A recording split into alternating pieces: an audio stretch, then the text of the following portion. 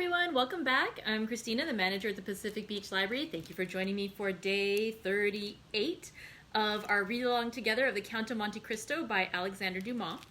Today I'm going to try to not blather too much because we have a long reading. We have 3 chapters together, and the reason is because the plot just went really well together, and I didn't want to cut off and only do 2 chapters.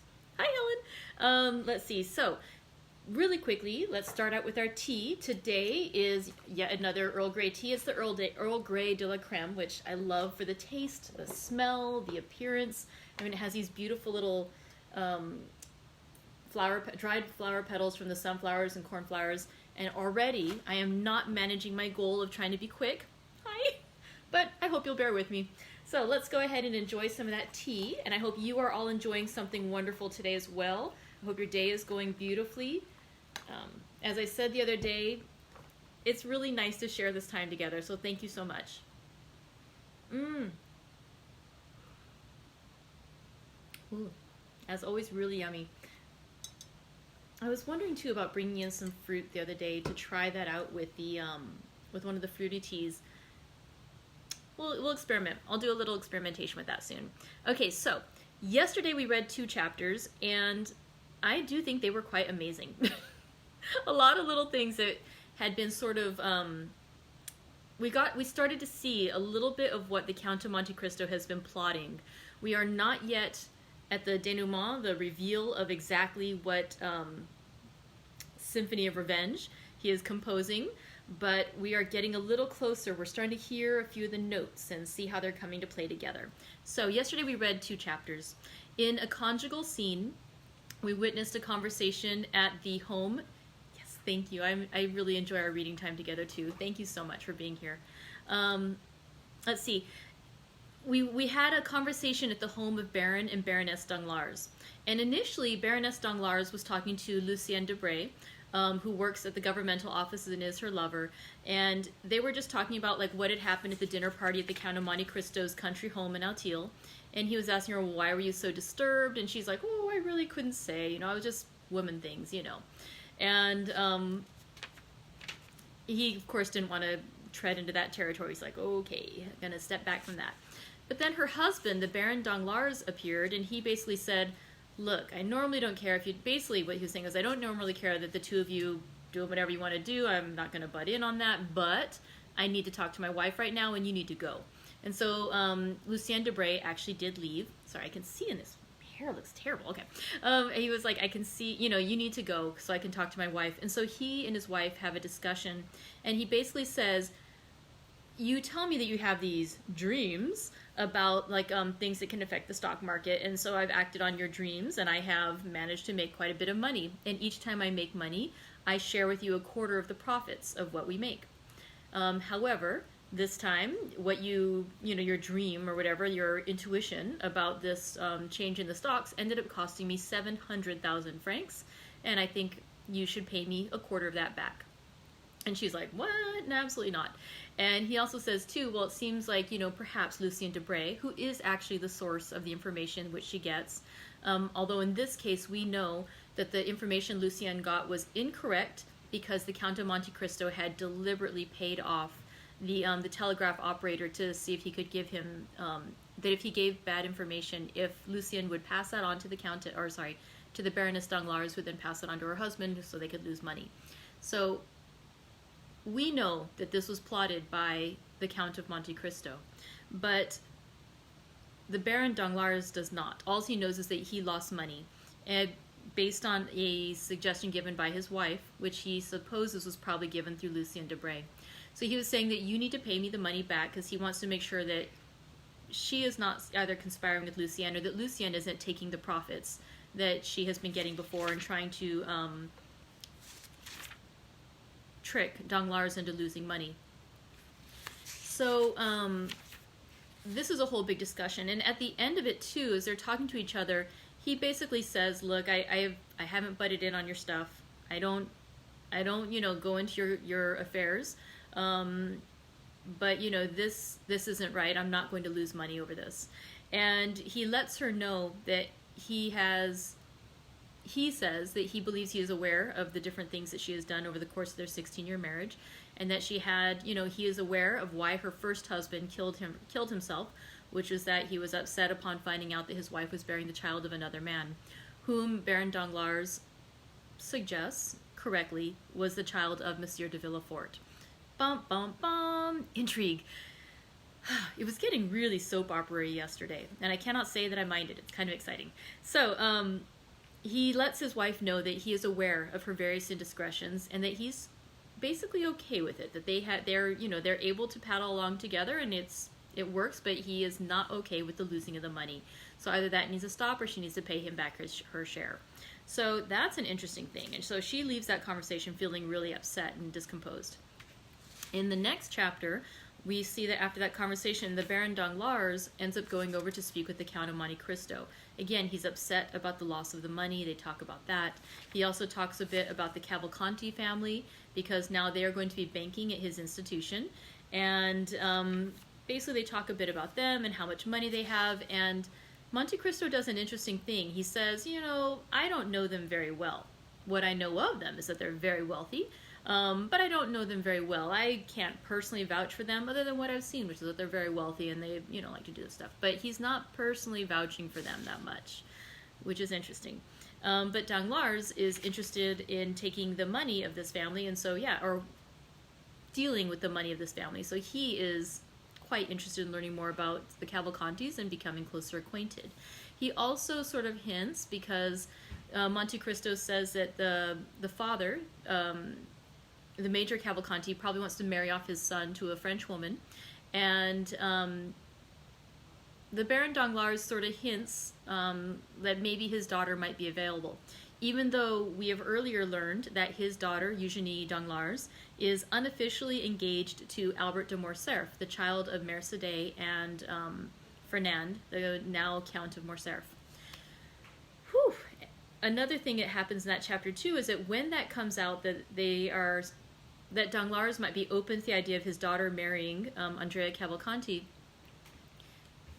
the Count of Monte Cristo says, but I thought that, you are, Eugénie is engaged to, or sort of engaged to Albert de Morcerf, and why, basically, why would you prefer Andrea's family over that of the Morcerfs? And Danglars says, well, I admit what I am. I became a baron, not by birth, but, I was made a baron later on because of his wealth. But Morcerf sort of passes himself off as being more noble than he is, because I knew him back when he was just Fernand Mondego, a fisherman. Which is interesting because, Fernand does sort of pass himself off as being of old and noble family. Which I had actually wondered about that too. Like, was he a nobleman who'd been reduced to being a fisherman? Because when we first met him, he was a fisherman. So, this is getting interesting. Again. Because now, as Monte Cristo and Danglars are talking about the history of Fernand and how he became a count, they're sort of saying, well, really, because I have heard of a Fernand Mondego. I hadn't really heard of Morcerf, having affairs in Greece to do with the Ali Pasha. It's like, oh, well, if only we could find out more. And Monte Cristo basically says, well, I'm sure you could. If you had business acquaintances in Greece, I'm sure you could find out. So Danglars, at this point, takes the bait laid by the Count of Monte Cristo. He says, I am going to go ahead and ask around. I'll find out. And when I do, I'll let you know what I find out. Now, I think it's pretty safe for us at this point to say that we know that Monte Cristo already knows exactly what Danglars is going to find out, but he wants Danglars to do the digging so that this revelation will come not through him. So, I talked more than I meant to. I'm sorry. We're going to go a little over an hour today. It is what it is. It's an exciting book. There's a lot happening. I'm glad that you stayed for the summary. So now let's get started in our 3 chapters. Once again, we have a discrepancy in the chapter translations for chapter 67. In the print edition from the Everyman's Library, they're calling it the Office of the Procureur du Roi, which I appreciate they're changing it to the English translation because the Office of the King's Attorney is so much easier to say than the Procureur of the King. Okay, so let's start. We're going to read 3 chapters today, like I said, just because you will see the chapters really go together. I think we need all 3 today.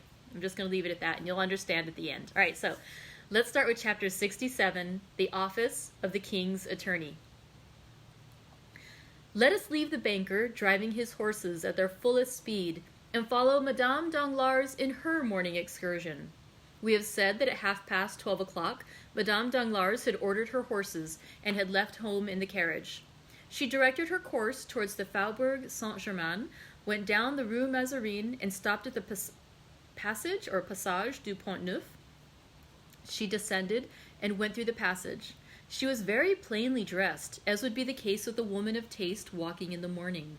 At the Rue Guénégaud, she called a cab and directed the driver to go to the Rue de Harlay. As soon as she was seated in the vehicle, she drew from her pocket a very thick black veil, which she tied on to her straw bonnet. She then replaced the bonnet and saw with pleasure in a little pocket mirror that her white complexion and brilliant eyes were alone visible. The cab crossed the Pont Neuf and entered the Rue de Harlay by the Place Dauphine. The driver was paid as the door opened, and stepping lightly up the stairs, Madame Danglars soon reached the Salle des Pas Perdus. There was a great deal going on that morning, and many business-like persons at the Palais. Business-like persons pay very little attention to women, and Madame Danglars crossed the hall without exciting any more attention than any other woman calling upon her lawyer. There was a great press of people in Monsieur de Villefort's antechamber, but Madame Danglars had no occasion even to pronounce her name. The instant she appeared, the doorkeeper rose, came to her, and asked her whether she was not the person with whom the procureur had made an appointment, and on her affirmative answer being given, he conducted her by a private passage to Monsieur de Villefort's office.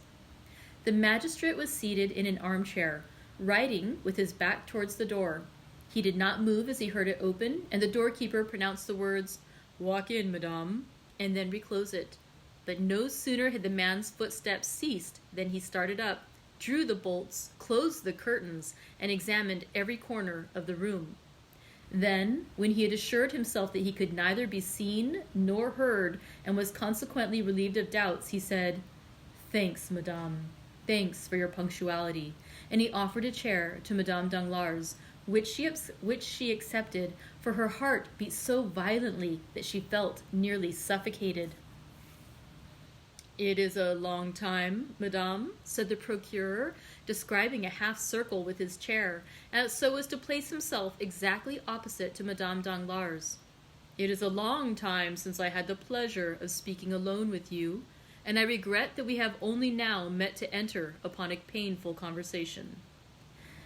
Nevertheless, sir, you see I have answered your first appeal, although certainly the conversation must be much more painful for me than for you." Villefort smiled bitterly. "It is true, then," he said, rather uttering his thoughts aloud than addressing his companion. "It is true, then, that all our actions leave their traces, some sad, others bright, on our paths. It is true that every step in our lives is like the course of an insect on the sands. It leaves its tracks. Alas, to many the path is traced by tears." "Sir," said Madame Danglars, "you can feel for my emotion, can you not? Spare me, then, I beseech you. When I look at this room, whence so many guilty creatures have departed, trembling and ashamed, when I look at that chair before which I now sit trembling and ashamed, oh, it requires all my reason to convince me that I am not a very guilty woman, and you a menacing judge." Villefort dropped his head and sighed. "And I," he said, "I feel that my place is not in the judge's seat, but on the prisoner's bench." "You?" said Madame Danglars. "Yes, I." "I think, sir, you exaggerate your situation," said Madame Danglars, whose beautiful eyes sparkled for a moment. "The paths of which you were just speaking have been traced by all young men of ardent imaginations. Besides the pleasure, there is always remorse from the indulgence of our passions. And after all, what have you men to fear from all this? The world excuses, and notoriety ennobles you." "Madame," replied Villefort, "you know that I am no hypocrite, or at least that I never deceive without a reason. If my brow be severe, it is because many misfortunes have clouded it. If my heart be petrified, it is that it might sustain the blows it has received. I was not so in my youth. I was not so on the night of the betrothal, when we were all seated around a table in the Rue des Cours at Marseille. But since then everything has changed in and about me. I am accustomed to brave difficulties, and in the conflict to crush those who, by their own free will or by chance, voluntarily or involuntarily, interfere with me in my career. It is generally the case that what we most ardently desire is as ardently withheld from us by those who wish to obtain it, or from whom we wish to snatch it. Thus, the greater number of a man's errors come before him disguised under the specious form of necessity. Then, after error has been committed in a moment of excitement, of delirium, or of fear, we see that we might have avoided and escaped it. The means we might have used, which we in our blindness could not see, then seem simple and easy, and we say, "Why did I not do this instead of that?" Women, on the contrary, are rarely tormented with remorse, for the decision does not come from you. Your misfortunes are generally imposed upon you, and your faults the results of others' crimes. "In any case, sir, you will allow," replied Madame Danglars, "that even if the fault were alone mine, I last night received a severe punishment for it." "Poor thing," said Villefort, pressing her hand. "It was too severe for your strength, for you were twice overwhelmed, and yet—" "Well?" "Well, I must tell you. Collect all your courage, for you have not yet heard all." "Ah!" exclaimed Madame Danglars, alarmed. "What is there more to hear?" "You only look back to the past, and it is indeed bad enough. Well, picture to yourself a future more gloomy still, certainly frightful, perhaps sanguinary." The Baroness knew how calm Villefort naturally was, and his present excitement frightened her so much that she opened her mouth to scream, but the sound died in her throat. "How has this terrible past been recalled?" cried Villefort. "How is it that it has escaped from the depths of the tomb and the recesses of our hearts, where it was buried, to visit us now like a phantom, whitening our cheeks and flushing our brows with shame?" "Alas," said Hermione, "doubtless it is chance." "Chance?" replied Villefort. "No, no, madame, there is no such thing as chance." "Oh, yes? Has not a fatal chance revealed all this? Was it not by chance the Count of Monte Cristo bought that house? Was it not by chance he caused the earth to be dug up? Is it not by chance that the unfortunate child was disinterred under the trees, that poor, innocent offspring of mine, which I never even kissed, but for whom I wept many, many tears? Ah, my heart clung to the Count when he mentioned the dear spoil found beneath the flowers." "Well, no, madame. That is the terrible news I have to tell you," said Villefort in a hollow voice. "No, nothing was found beneath the flowers. There was no child disinterred. No. You must not weep. No. You must not groan. You must tremble." "What can you mean?" asked Madame Danglars, shuddering. "I mean that Monsieur de Monte Cristo, digging underneath these trees, found neither skeleton nor chest, because neither of them was there." "Neither of them there?" repeated Madame Danglars, her staring, wide-open eyes expressing her alarm. "Neither of them there?" she again said, as though striving to impress herself with the meaning of the words which escaped her. "No," said Villefort, burying his face in his hands. "No, 100 times no." "Then you did not bury the poor child there, sir? Why did you deceive me? Where did you place it? Tell me, where?" "There! But listen to me. Listen. And you will pity me, who has for 20 years alone borne the heavy burden of grief I am about to reveal, without casting the least portion upon you. Oh, you frighten me. But speak, I will listen. You recollect that sad night, when you were half expiring on that bed in the red damask room, while I, scarcely less agitated than you, awaited your delivery. The child was born, was given to me, motionless, breathless, voiceless. We thought it dead. Madame Danglars moved rapidly, as though she would spring from her chair, but Villefort stopped and clasped his hands as if to implore her attention. We thought it dead, he repeated. I placed it in the chest, which was to take the place of a coffin. I descended to the garden, I dug a hole, and then flung it down in haste. Scarcely had I covered it with earth when the arm of the Corsican was stretched towards me. I saw a shadow rise, and at the same time a flash of light. I felt pain. I wished to cry out, but an icy shiver ran through my veins and stifled my voice. I fell lifeless and fancied myself killed. Never shall I forget your sublime courage when, having returned to consciousness, I dragged myself to the foot of the stairs, and you, almost dying yourself, came to meet me. We were obliged to keep silent upon the dreadful catastrophe. You had the fortitude to regain the house, assisted by your nurse. A duel was the pretext for my wound. Though we scarcely expected it, our secret remained in our own keeping alone. I was taken to Versailles. For 3 months I struggled with death. At last, as I seemed to cling to life, I was ordered to the south. 4 men carried me from Paris to Chalons, walking 6 leagues a day. Madame de Villefort followed the litter in her carriage. At Chalons I was put upon the Saône. Thence I passed on to the Rhône, whence I descended, merely with the current, to Arles. At Arles, I was again placed on my litter and continued my journey to Marseille.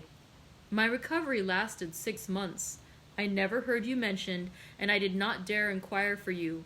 When I returned to Paris, I learned that you, the widow of Monsieur de Nargonne, had married Monsieur Danglars. What was the subject of my thoughts from the time consciousness returned to me? Always the same. Always the child's corpse, coming every night in my dreams, rising from the earth and hovering over the grave with menacing look and gesture. I inquired immediately on my return to Paris. The house had not been inhabited since we left it, but it had just been let for 9 years. I found the tenant. I pretended that I disliked the idea of a house belonging to my wife's father and mother should pass into the hands of strangers. I offered to pay them for canceling the lease. They demanded 6,000 francs. I would have given 10,000. I would have given 20,000. I had the money with me. I made the tenant sign the deed of resolution, and when I had obtained what I so much wanted, I galloped to Auteuil. No one had entered the house since I had left it.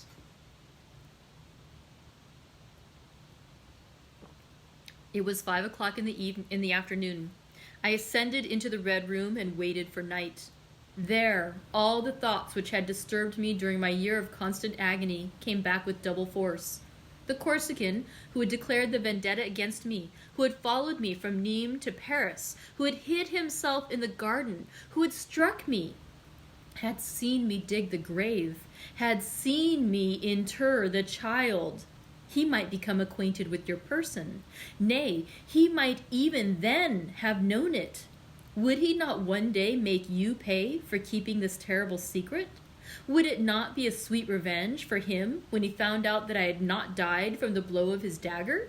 It was therefore necessary, before everything else, and at all risks, that I should cause all traces of the past to disappear, that I should destroy every material vestige. Too much reality would always remain in my recollection. It was for this I had annulled the lease. It was for this I had come. It was for this I was waiting. Night arrived. I allowed it to become quite dark. I was without a light in that room. When the wind shook all the doors, behind which I continually expected to see some spy concealed, I trembled. I seemed everywhere to hear your moans behind me in the bed, and I dared not turn around. My heart beat so violently that I feared my wound would open. At length, one by one, all the noises in the neighborhood ceased. I understood that I had nothing to fear, that I should neither be seen nor heard. So I decided upon descending to the garden. Listen, Hermine. I consider myself as brave as most men, but when I drew from my breast the little key of the staircase, which I had found in my coat, that little key we both used to cherish so much, which you wished to have fastened to a golden ring. When I opened the door and saw the pale moon shedding a long stream of white light on the spiral staircase like a specter, I leaned against the wall and nearly shrieked. I seemed to be going mad. At last I mastered my agitation. I descended the staircase step by step. The only thing I could not conquer was a strange trembling in my knees. I grasped the railings. If I had relaxed my hold for a moment, I should have fallen. I reached the lower door. Outside this door, a spade was placed against the wall. I took it and advanced towards the thicket. I had provided myself with a dark lantern. In the middle of the lawn, I stopped to light it. Then I continued my path. It was the end of November. All the verdure of the garden had disappeared. The trees were nothing more than skeletons with their long, bony arms, and the dead leaves sounded on the gravel under my feet.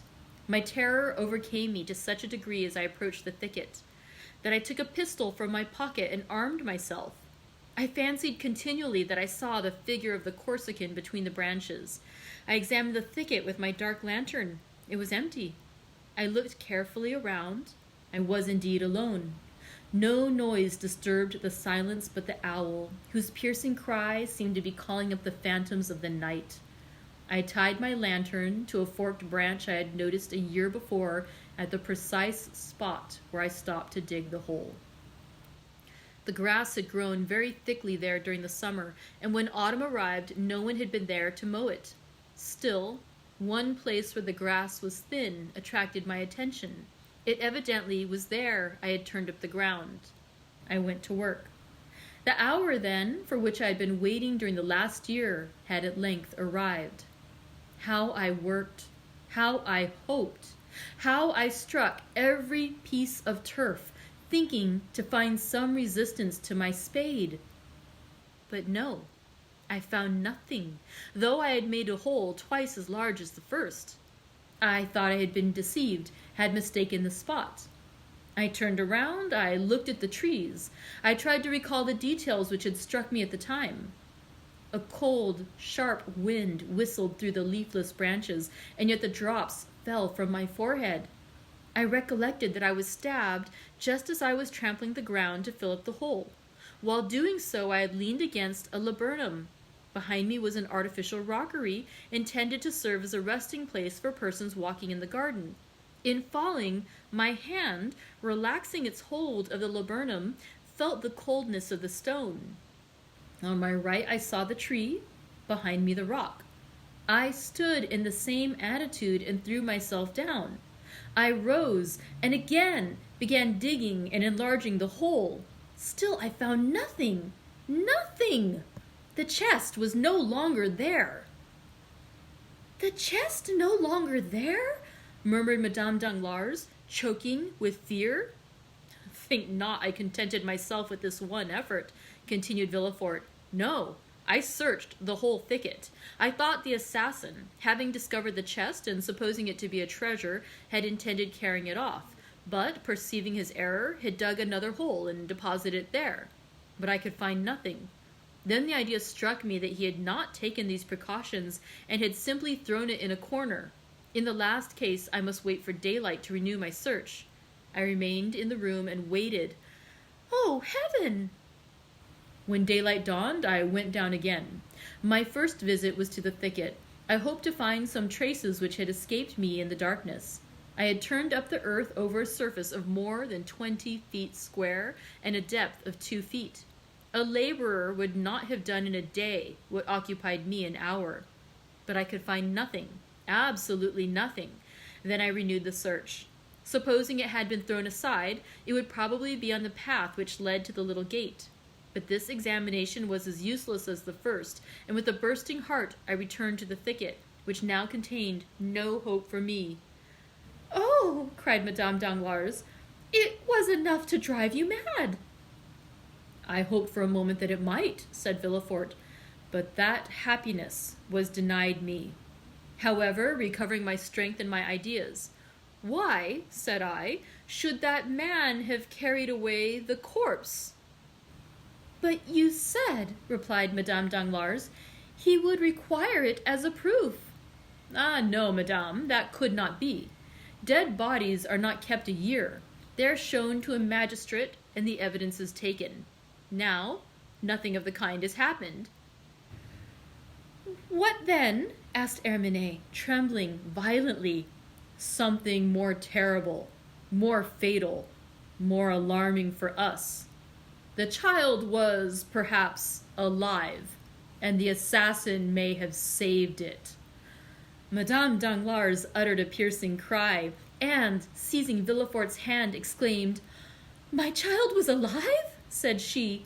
"You buried my child alive? You were not certain my child was dead, and you buried it? Ah!" And Madame Danglars had risen and stood before the procureur, whose hands she wrung in her feeble grasp. "I know not. I merely suppose so, as I might suppose anything else," replied Villefort, with a look so fixed, so it indicated that his powerful mind was on the verge of despair and madness. "Ah, my child, my poor child!" cried the Baroness, falling on her chair, and stifling her sobs in her handkerchief. Villefort, becoming somewhat reassured, perceived that to avert the maternal storm gathering over his head, he must inspire Madame Danglars with the terror he felt. "You understand, then, that if it were so," said he, rising in his turn and approaching the Baroness to speak to her in a lower tone, "we are lost. This child lives, and someone knows it lives. Someone is in possession of our secret. And since Monte Cristo speaks before us of a child disinterred, when that child could not be found, it is he who is in possession of our secret." "Just God! Avenging God!" murmured Madame Danglars. Villefort's only answer was a stifled groan. "But the child, sir!" repeated the agitated mother. "How I have searched for him," replied Villefort, wringing his hands. "How I have called him in my long sleepless nights. How I have longed for royal wealth to purchase 1,000,000 of secrets from 1,000,000 of men, and to find mine among them. At last, one day, when for the 100th time I took up my spade, I asked myself again and again what the Corsican could have done with the child. A child encumbers a fugitive. Perhaps on perceiving it was still alive, he had thrown it into the river." "Impossible!" cried Madame Danglars. "A man may murder another out of revenge, but he would not deliberately drown a child." "Perhaps," continued Villefort, "he had put it in the foundling hospital." "Oh, yes, yes," cried the Baroness. "My child is there."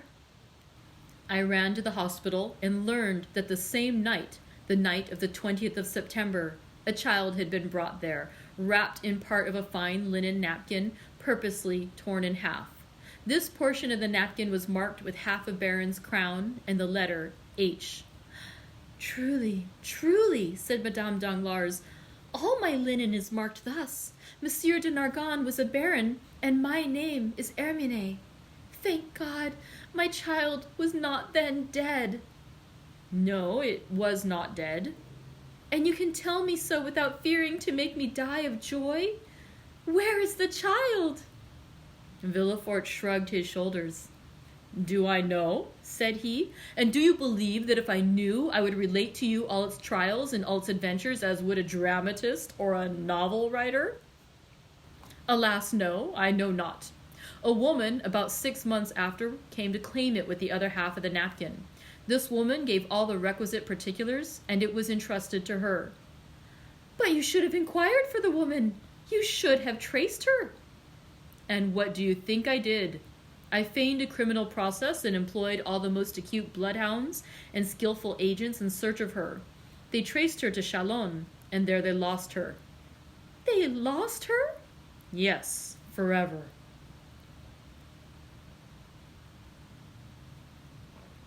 Madame Danglars had listened to this recital with a sigh, a tear, or a shriek for every detail. And this is all? Said she. And you stopped there? Oh no, said Villefort. I never ceased to search and to inquire. However, the last 2 or 3 years I had allowed myself some respite. But now I will begin with more perseverance and fury than ever, since fear urges me, not my conscience. But, replied Madame Danglars, the Count of Monte Cristo can know nothing, or he would not seek our society as he does. Oh, the wickedness of man is very great, said Villefort, since it surpasses the goodness of God. Did you observe that man's eyes while he was speaking to us? No. But have you ever watched him carefully? Doubtless he is capricious, but that is all.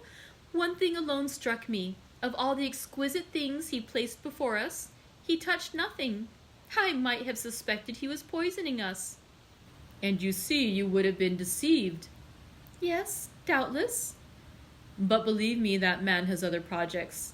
For that reason, I wish to see you, to speak to you, to warn you against everyone, but especially against him. Tell me, cried Villefort, fixing his eyes more steadfastly on her than he had ever done before. Did you ever reveal to anyone our connection? Never, to anyone. You understand me, replied Villefort affectionately. When I say anyone, pardon my urgency, to anyone living, I mean.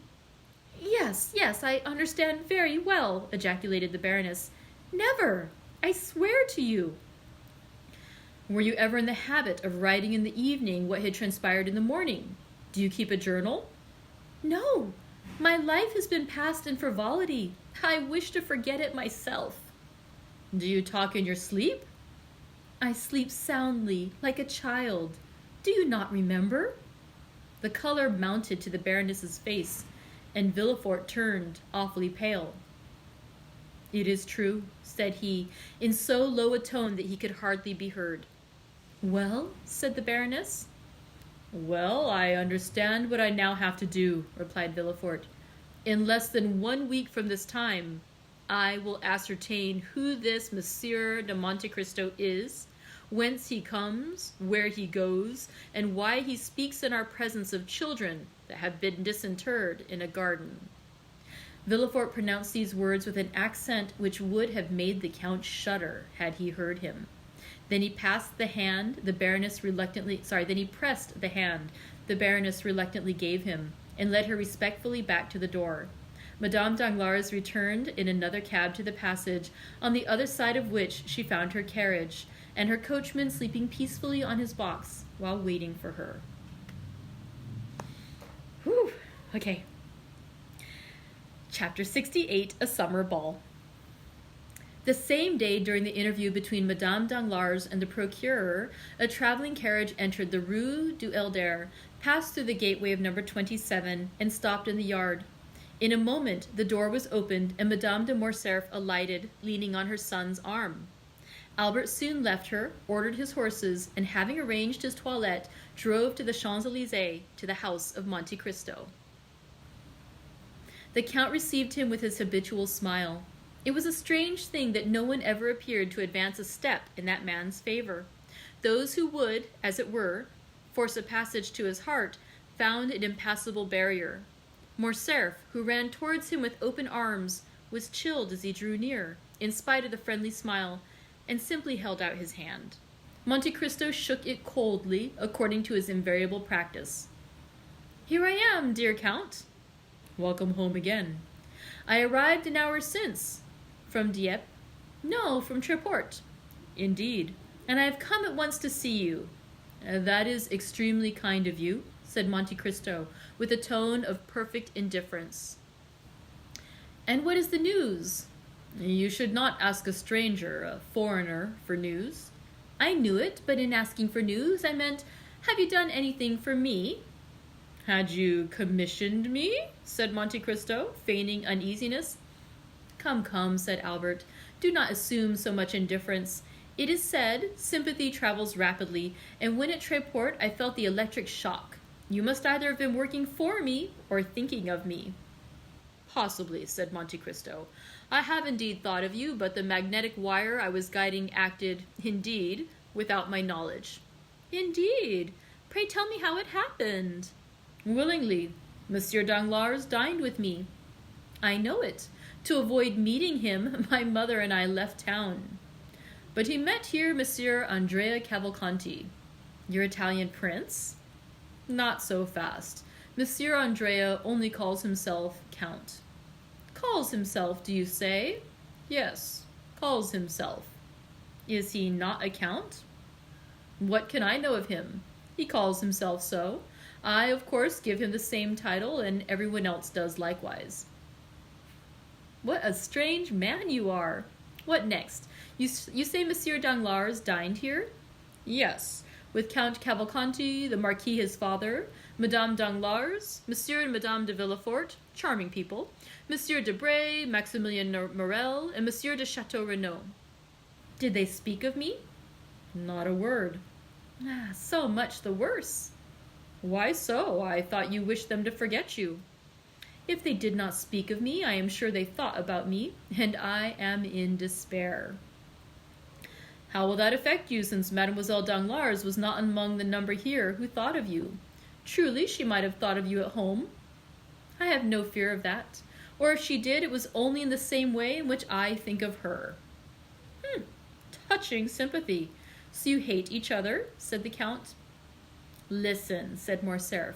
If Mademoiselle Danglars were disposed to take pity on my supposed martyrdom on her account, and would dispense with all matrimonial formalities between our two families, I am ready to agree to the arrangement.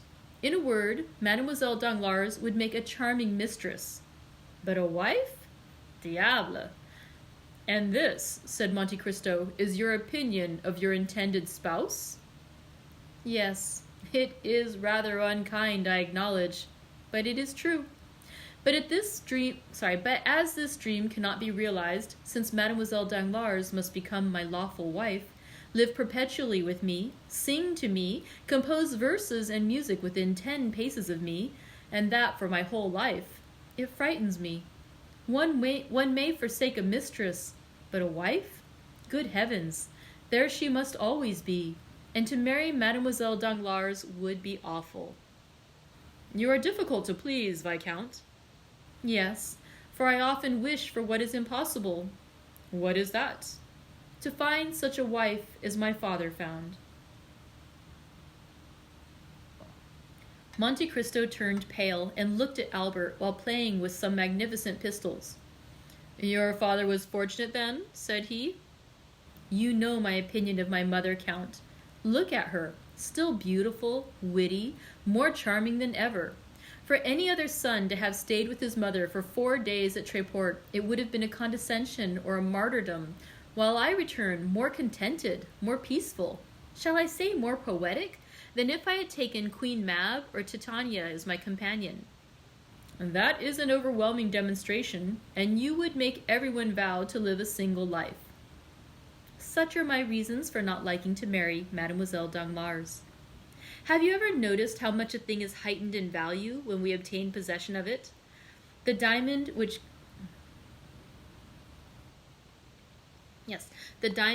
glittered in the window at Marie's or Fossin's shines with more splendor when it is our own. But if we are compelled to acknowledge the superiority of another and still must retain the one that is inferior, do you not know what we have to endure? Worldling, murmured the Count. Thus I shall rejoice when Mademoiselle Eugenie perceives I am but a pitiful atom, with scarcely as many 100,000 francs as she has millions. Monte Cristo smiled. One plan occurred to me, continued Albert. Franz likes all that is eccentric. I tried to make him fall in love with Mademoiselle Danglars, but in spite of 4 letters written in the most alluring style, he invariably answered, "My eccentricity may be great, but it will not make me break my promise." That is what I call devoted friendship, to recommend to another one whom you would not marry yourself. Albert smiled. Apropos, continued he, Franz is coming soon, but it will not interest you. You dislike him, I think. I, said Monte Cristo. My dear Viscount, how have you discovered that I did not like Monsieur Franz? I like everyone. And you include me in the expression everyone. Many thanks. Let us not mistake, said Monte Cristo. I love everyone as God commands us to love our neighbor, as Christians, but I thoroughly hate but a few. Let us return to Monsieur Franz d'Épinay. Did you say he was coming? Yes, summoned by Monsieur de Villefort, who is apparently as anxious to get Mademoiselle Valentine married as Monsieur Danglars is to see Mademoiselle Eugénie settled. It must be a very irksome office to be the father of a grown-up daughter. It seems to make one feverish and to raise one's pulse to 90 beats a minute until the deed is done. But Monsieur de Épinay, unlike you, bears his misfortune patiently. Still more, he talks seriously about the matter, puts on a white tie, and speaks of his family. He entertains a very high opinion of Monsieur and Madame de Villefort. Which they deserve, do they not? I believe they do. Monsieur de Villefort has always passed for a severe but a just man. There is, then, one, said Monte Cristo, whom you do not condemn like poor Danglars? Because I am not compelled to marry his daughter, perhaps, replied Albert, laughing. Indeed, my dear sir, said Monte Cristo, you are revoltingly foppish. I? Foppish? How do you mean? Yes. Pray, take a cigar and cease to defend yourself and to struggle to escape marrying Mademoiselle Danglars. Let things take their course. Perhaps you may not have to retract. Bah, said Albert, staring. Doubtless, my dear Viscount, you will not be taken by force. And seriously, do you wish to break off your engagement? I would give 100,000 francs to be able to do so. Then make yourself quite easy. Monsieur Danglars would give double that sum to attain the same end. Am I indeed so happy? Said Albert, who still could not prevent an almost imperceptible cloud passing across his brow. But, my dear Count, has Monsieur Danglars any reason? Ah, there is your proud and selfish nature. You would expose the self-love of another with a hatchet, but you shrink if your own is attacked with a needle. But yet Monsieur Danglars appeared delighted with you, was he not? Well, he is a man of bad taste, and is still more enchanted with another. I know not whom. Look and judge for yourself. Thank you. I understand. But my mother... No, not my mother. I mistake. My father intends giving a ball. A ball at this season? Summer balls are fashionable. If they were not, the Countess has only to wish it, and they would become so. You are right. You know they are select affairs. Those who remain in Paris in July must be true Parisians. Will you take charge of our invitation to Messieurs Cavalcanti? When will it take place? On Saturday. Monsieur Cavalcanti's father will be gone. But the son will be here. Will you invite young Monsieur Cavalcanti? I do not know him, Viscount. You do not know him? No, I never saw him until a few days since, and am not responsible for him. But you receive him at your house. That is another thing. He was recommended to me by a good abbé who may be deceived. Give him a direct invitation, but do not ask me to present him. If he were afterwards to marry Mademoiselle Danglars, you would accuse me of intrigue and would be challenging me. Besides, I may not be there myself. Where? At your ball. Why should you not be there? Because you have not yet invited me. But I come expressly for the purpose. You are very kind, but I may be prevented. If I tell you one thing, you will be so amiable as to set aside all impediments. Tell me what it is. My mother begs you to come. The Comtesse de Morcerf, said Monte Cristo, starting. Ah, Count, said Albert, I assure you, Madame de Morcerf speaks freely to me, and if you have not felt those sympathetic fibers of which I spoke just now thrill within you, you must be entirely devoid of them, for during the last 4 days we have spoken of no one else. You have talked of me? Yes, that is the penalty of being a living puzzle. And then I am also a puzzle to your mother. I should have thought her too reasonable to be led by imagination. A problem, my dear Count, for everyone, for my mother as well as others. Much studied, but not solved. You still remain an enigma, do not fear. My mother is only astonished that you remain so long unsolved. I believe, while the Countess G takes you for Lord Ruthven, my mother imagines you to be Cagliostro or the Count Saint-Germain. The first opportunity you have, confirm her in her opinion. It will be easy for you, as you have the philosophy of the one and the wit of the other. I thank you for the warning, said the Count. I shall endeavor to be prepared for all suppositions. You will then come on Saturday? Yes, since Madame de Morcerf invites me. You are very kind. Will Monsieur Danglars be there? He has already been invited by my father. We shall try to persuade the great D'Aguesseau, Monsieur de Villefort, to come, but have not much hope of seeing him. Never despair of anything, says the proverb. Do you dance, Count? I dance? Yes, you. It would not be astonishing. That is very well before one is over 40.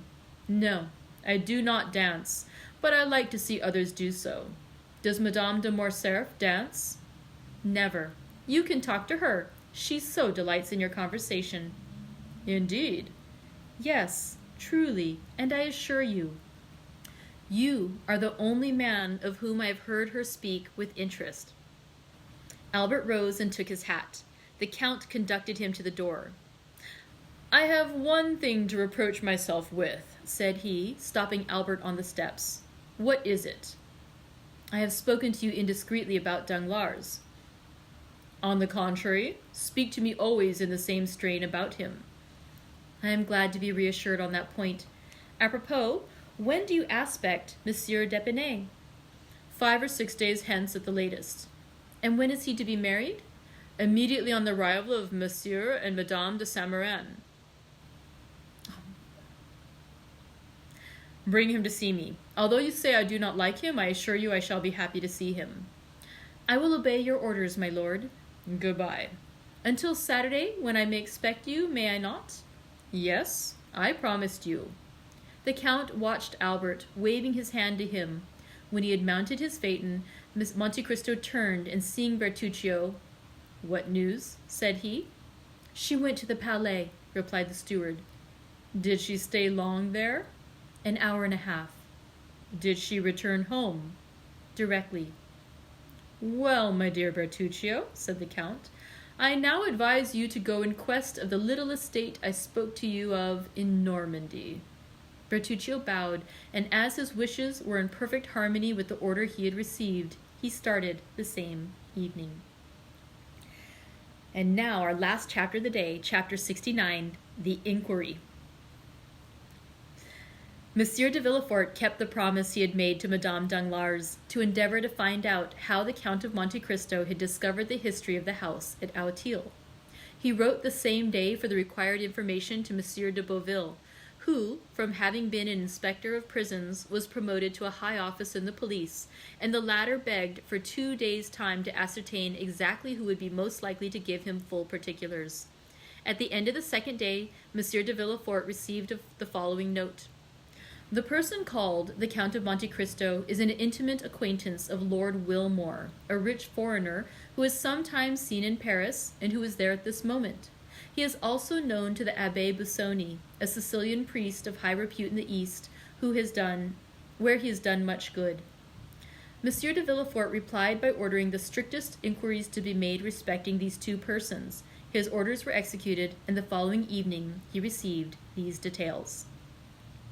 The abbé, who was in Paris only for a month, inhabited a small 2-storied house behind Saint-Sulpice. There were 2 rooms on each floor, and he was the only tenant. The 2 lower rooms consisted of a dining room with a table, chairs, and sideboard of walnut, and a wainscoted parlor without ornaments, carpet, or timepiece. It was evident that the abbé limited himself to objects of strict necessity. He preferred to use the sitting room upstairs, which was more library than parlor, and was furnished with theological books and parchments in which he delighted to bury himself for months at a time, according to his valet de chambre. His valet looked at the visitors through a sort of wicket, and if their faces were unknown to him or displeased him, he replied that the abbé was not in Paris, an answer which satisfied most persons, because the abbé was known to be a great traveler. Besides, whether at home or not, whether in Paris or Cairo, the abbé always left something to give away, which the valet distributed through this wicket in his master's name. The other room near the library was a bedroom, a bed without curtains, 4 armchairs, and a couch covered with yellow Utrecht velvet, composed with the prie-dieu, all its furniture. Lord Wilmore resided in Rue Fontaine Saint-Georges. He was one of those English tourists who consume a large fortune in traveling. He hired the apartment in which he lived furnished, passed only a few hours in the day there, and rarely slept there. One of his peculiarities was never to speak a word of French, which he, however, wrote with great facility. The day after this important information had been given to the king's attorney, a man alighted from a carriage at the corner of the Rue Férou, and rapping on an olive-green door, asked if the Abbé Busoni were within. "No, he went out this morning," replied the valet. "I might not always be content with that answer," replied the visitor, "for I come from one to whom everyone must be at home. But have the kindness to give the Abbé Busoni—" "I told you he was not at home," repeated the valet. "Then on his return, give him that card and this sealed paper. Will he be at home at 8 o'clock this evening?" "Doubtless, unless he is at work, which is the same as if he were out." "I will come again at that time," replied the visitor, who then retired.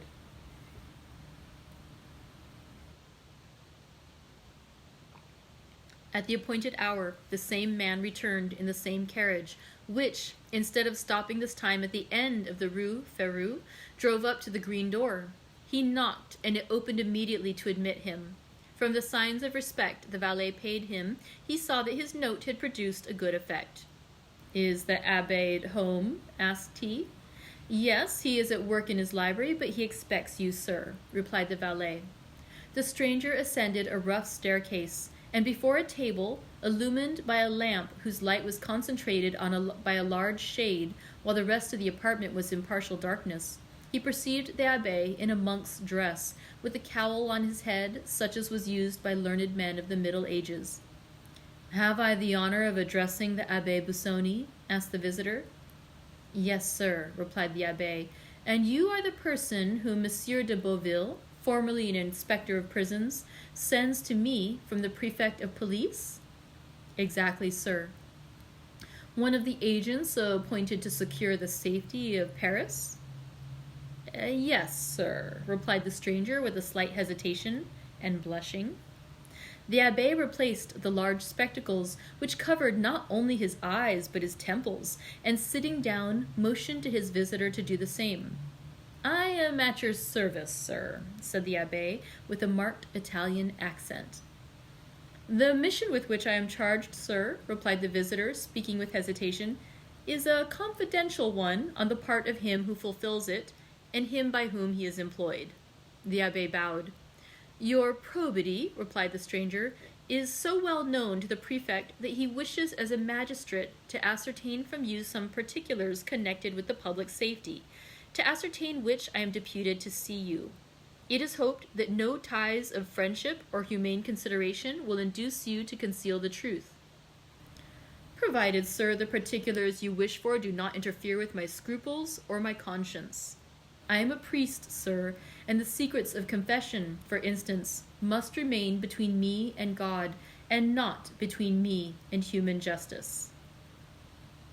"Do not alarm yourself, monsieur. We will duly respect your conscience." At this moment the abbé pressed down his side of the shade, and so raised it on the other, throwing a bright light on the stranger's face, while his own remained obscured. "Excuse me, abbé," said the envoy of the prefect of the police, "but the light tries my eyes very much." The abbé lowered the shade. "And now, sir, I am listening. Go on." "I will come at once to the point. Do you know the Count of Monte Cristo? You mean Monsieur Zaccone, I presume? Or Zaccione, I presume? Zaccione? Is not his name Monte Cristo? Monte Cristo is the name of an estate, or rather of a rock, and not a family name. Well, be it so. Let us not dispute about words, and since Monsieur de Monte Cristo and Monsieur Zaccione are the same, absolutely the same, let us speak of Monsieur Zaccione. Agreed. I asked you if you knew him? Extremely well. Who is he? The son of a rich shipbuilder in Malta. I know that is the report, but as you are aware, the police does not content itself with vague reports. However, replied the abbé with an affable smile, when that report is in accordance with the truth, everybody must believe it, the police as well as all the rest. Are you sure of what you assert? What do you mean by that question? Understand, sir, I do not in the least suspect your veracity. I ask if you are certain of it. I knew his father, Monsieur Zaccione. Ah, indeed. And when a child, I often played with the son in the timber yards. But whence does he derive the title of Count? You are aware that may be bought. In Italy? Everywhere. And his immense riches, whence does he procure them? They may not be so very great. How much do you suppose he possesses? From 150 to 200,000 livres per annum. That is reasonable, said the visitor. I have heard he had 3 or 4 millions. 200,000 per annum would make 4 millions of capital. But I was told he had 4 millions per annum. That is not probable. Do you know this island of Monte Cristo? Certainly. Everyone who has come from Palermo, Naples, or Rome to France by sea must know, since it has passed close to it and must have seen it. I am told it is a delightful place. It is a rock. And why has the Count bought a rock? For the sake of being a count. In Italy, one must have territorial possessions to be a count. You have doubtless heard the adventures of Monsieur Zaccione's youth? The father's? No, the son's. I know nothing certain. At that period of his life, I lost sight of my young comrade. Was he in the wars? I think he entered the service. In what branch? In the Navy. Are you not his confessor? No, sir, I believe he is a Lutheran. A Lutheran? I say, I believe such is the case. I do not affirm it. Besides, liberty of conscience is established in France. Doubtless, and we are not now inquiring into his creed, but his actions. In the name of the prefect of police, I ask you what you know of him. He passes for a very charitable man. Our Holy Father the Pope has made him a knight of Jesus Christ for the services he rendered to the Christians in the East. He has 5 or 6 rings as testimonials from Eastern monarchs of his services. Does he wear them? No, but he is proud of them. He is better pleased with rewards given to the benefactors of man than to his destroyers. He is a Quaker, then? Exactly. He is a Quaker, with the exception of the peculiar dress. Has he any friends? Yes, everyone who knows him is his friend. But has he any enemies? One only. What is his name? Lord Wilmore. Where is he? He is in Paris just now. Can he give me any particulars? Important ones. He was in India with Zaccione. Do you know his abode? It's somewhere in the Chaussée d'Antin, but I know neither the street nor the number. Are you at variance with the Englishman? I love Zaccione, and he hates him. We are consequently not friends. Do you think the Count of Monte Cristo had ever been in France before he made this visit to Paris? To that question, I cannot answer positively. No, sir, he is not. No, sir, he had not, because he applied to me 6 months ago for the particulars he required, and as I did not know when I might again come to Paris, I recommended Monsieur Cavalcanti to him. Andrea? No, Bartolomeo, his father. Now, sir, I have but one question more to ask, and I charge you, in the name of honor, of humanity, and of religion, to answer me candidly." "What is it, sir?" "Do you know with what design Monsieur de Monte Cristo purchased a house at Auteuil?" "Certainly, for he told me." "What is it, sir?" "To make a lunatic asylum of it, similar to that founded by the Count of Pisani at Palermo. Do you know about that institution?" "I have heard of it." "It is a magnificent charity." Having said this, the abbé bowed to imply he wished to pursue his studies. The visitor either understood the abbé's meaning or had no more questions to ask. He arose, and the abbé accompanied him to the door. "You are a great almsgiver," said the visitor, "and although you are said to be rich, I will venture to offer you something for your poor people. Will you accept my offering?" "I thank you, sir. I am only jealous in one thing, and that is that the relief I give should be entirely from my own resources. However, my resolution, sir, is unchangeable. But you have only to search for yourself, and you will find, alas, but too many objects upon whom to exercise your benevolence." The abbé once more bowed as he opened the door. The stranger bowed and took his leave, and the carriage conveyed him straight to the house of Monsieur de Villefort. An hour afterwards, the carriage was again ordered, and at this time it went to the Rue Fontaine Saint-Georges and stopped at number 5, where Lord Wilmore lived.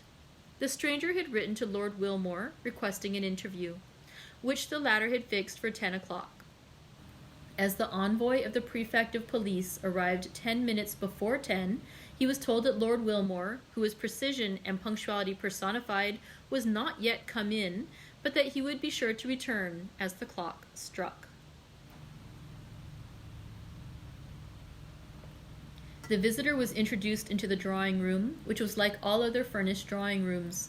A mantelpiece with 2 modern Sèvres vases, a timepiece representing Cupid with his bent bow, a mirror with an engraving on each side, one representing Homer carrying his guide, the other Belisarius begging, a grayish paper, red and black tapestry. Such was the appearance of Lord Wilmore's drawing room. It was illuminated by lamps with ground glass shades which gave only a feeble light, as if out of consideration for the envoy's weak sight. After 10 minutes' expectation, the clock struck 10. At the 5th stroke, the door opened, and Lord Wilmore appeared. He was rather above the middle height, with thin reddish whiskers, light complexion, and light hair, turning rather gray. He was dressed with all the English peculiarity, namely in a blue coat with gilt buttons and high collar, in the fashion of 1811, a white kerseymere waistcoat and nankeen pantaloons, 3 inches too short, but which were prevented by straps from slipping up to the knee. His first remark on entering was, "You know, sir, I do not speak French." "I know you do not like to converse in our language," replied the envoy. "But you may use it," replied Lord Wilmore. "I understand it." "And I," replied the visitor, changing his idiom, "know enough of English to keep up the conversation. Do not put yourself to the slightest inconvenience." "Ah," said Lord Wilmore, with that tone which is only known to natives of Great Britain. The envoy presented his letter of introduction, which the latter read with English coolness, and having finished, "I understand," said he. "Perfectly." Then began the questions, which were similar to those which had been addressed to the Abbé Busoni.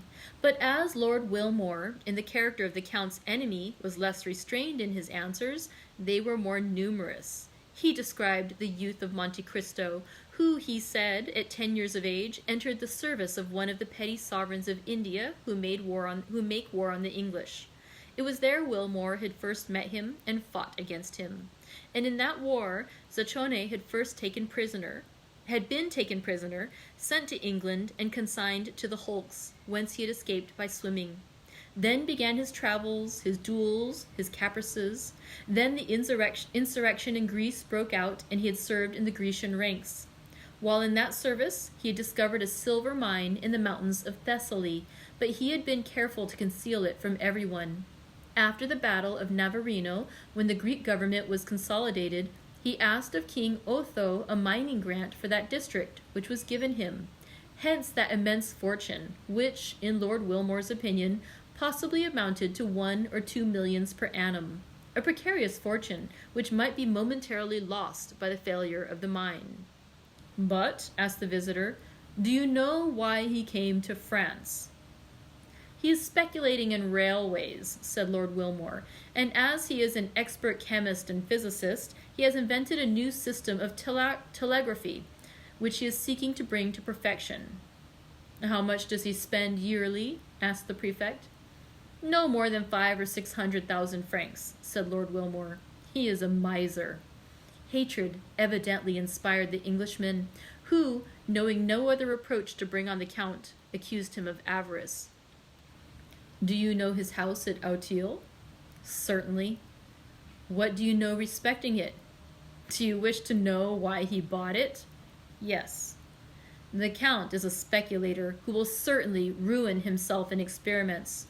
He supposed there is in the neighborhood of the house he has bought a mineral spring equal to those at Bagnières, Luchon, and Cauterets. He is going to turn his house into a Badhaus, as the Germans term it. He has already dug up all the garden 2 or 3 times to find the famous spring, and being unsuccessful, he will soon purchase all the contiguous houses. Now, as I dislike him, and hope his railway, his electric telegraph, or his search for baths will ruin him, I am watching for his discomfiture, which must soon take place. What was the cause of your quarrel? When he was in England, he seduced the wife of one of my friends. Why do you not seek revenge? I have already fought 3 duels with him, said the Englishman, the first with the pistol, the second with the sword, and the third with the saber. And what was the result of those duels? The first time he broke my arm, the second he wounded me in the breast, and the third time made this large wound. And the Englishman turned down his shirt collar and showed a scar, whose redness proved it to be a recent one. So that, you see, there is a deadly feud between us. But, said the envoy, you do not go about it in the right way to kill him, if I understand you correctly. Ah, said the Englishman, I practice shooting every day, and every other day Grisier comes to my house. This was all the visitor wished to ascertain, or rather, all the Englishman appeared to know. The agent arose, and having bowed to Lord Wilmore, who returned his salutation with the stiff politeness of the English, he retired. Lord Wilmore, having heard the door close after him, returned to his bedroom, where with one hand he pulled off his light hair, his red whiskers, his false jaw, and his wound, to resume the black hair, dark complexion, and pearly teeth of the Count of Monte Cristo.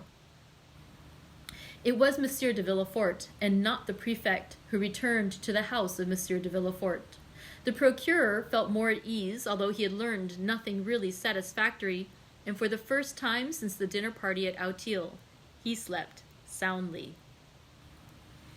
Okay, so I hope you enjoyed these 3 chapters. You understand why we had to go all 3, so we can get that connection of Villefort trying to find out what was going on with this mysterious Count of Monte Cristo.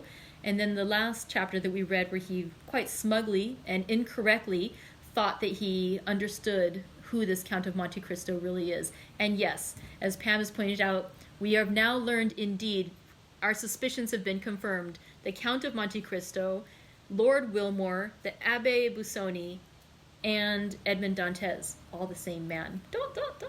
Okay, so thank you very much for joining me for today's reading. I look forward to joining you tomorrow for more intrigue and excitement in The Count of Monte Cristo by Alexandre Dumas. I hope you have a great rest of your day, and thank you so much for spending part of today with me. Bye!